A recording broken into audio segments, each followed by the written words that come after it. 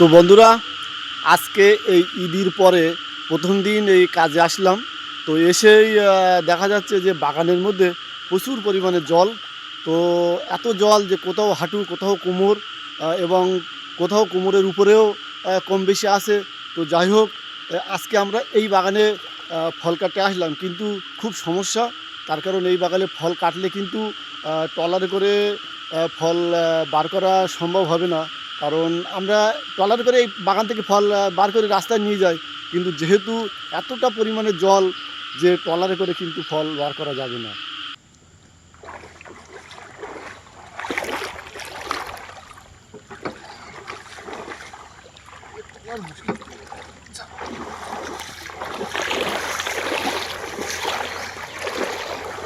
দিলাম। তো সেক্ষেত্রে দেখাচ্ছে এই ফল কিন্তু সব এই কাঁধে কাঁধে করে কিন্তু এই ফল বার করতে হবে, কিছু কিছু করার নেই। আর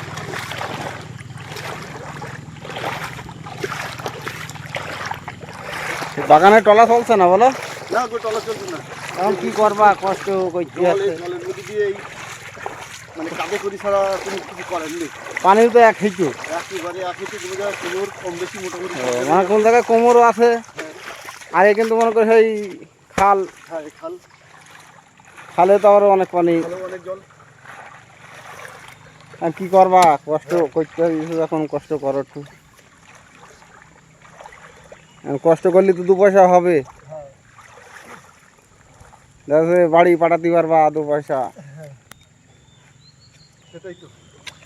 যাই হোক, প্রচুর কষ্ট। এই কষ্টের শেষে, মাসের শেষে যখন আমরা মাইনে পাই, তখন এই কষ্টটা পুরো মানে নিবারণ হয়ে যায়। তা আর একটা পথ আছে, যেটা হচ্ছে ওই যেটা আমাদের মানে পাট টেনে নিয়ে যায় গল্লা, ঠিক সেইভাবে ফল লোডিং করে নিয়ে এই জল দিয়ে টেনে নিয়ে যাইতে হবে। তাছাড়া কোনো এখানে পথ আমি দেখছি না। তো যাই হোক বন্ধুরা, দেখো কত পরিমাণে জল। আমি একটু বাগানের সমস্ত সাইডটা একটু দেখাচ্ছি।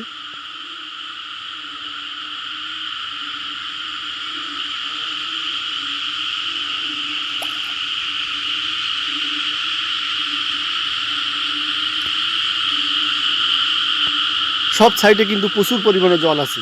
তো এরকম জলের মধ্যে আমাদের প্রায়ই কাজ করতে হয়, কিন্তু এতটা পরিমাণে জল আজকে যে হয়েছে আমরা কিন্তু সত্যি আশা করিনি। প্রচুর পরিমাণে জল। তোমার ধরো 10 টাকা পাওনা রয়েছে আমার কাছে, তোমার টাকা পাওনা রয়েছে আমার কাছে 10 টাকা। আমি তো ওইসব হোটেলে মোটেলে খাইনি। আর এই বাগান থেকে ফল কাটার পরে এই ফল যদি আমরা রাস্তায় না তুলতে পারি, তাহলে কিন্তু আমাদের একটা পয়সাও কোম্পানি দেবে না, এক পয়সাও কিন্তু আমাদের দেবে না। ফল কাটলে সেই ফলটা রাস্তায় যেভাবে হোক তুলে দিতেই হবে, কিছু করার নেই।